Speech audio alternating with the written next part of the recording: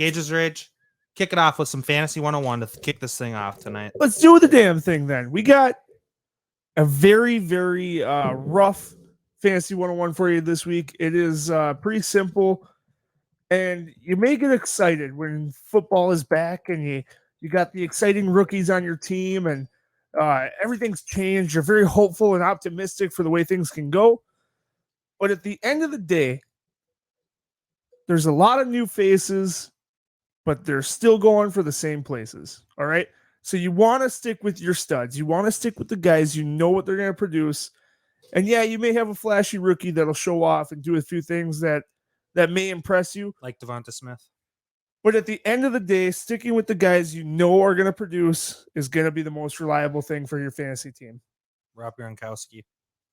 Exactly. That's what it is. As much as you want these big changes to happen, as much as we talk about them in the offseason and push the narratives of the Darnell Mooney is going to be elite or Marcus Callaway. Marcus Callaway is going to step up and be a stud. Reality is things tend to play out and slowly change over time. You don't really see those drastic changes from a year-to-year basis. And there may be a case or two that really stand out, but it is, 2 out of 100. It is a very small proportion. Yeah, for instance, Trey Sermon was generally drafted close to Raheem Mostert, who happened to get hurt, but he was inactive. Trey Sermon was inactive.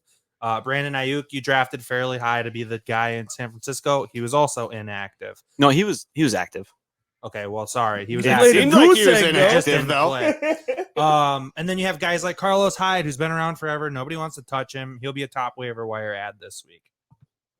And it just shows that the NFL operates differently than fantasy football.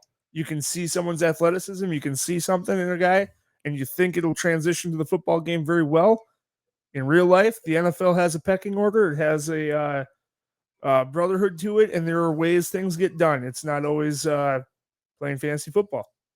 Yeah, and as much as you love a guy, that doesn't mean the coach loves him the same way or ready to give him that chance. Exactly. So that wraps up this Fantasy 101.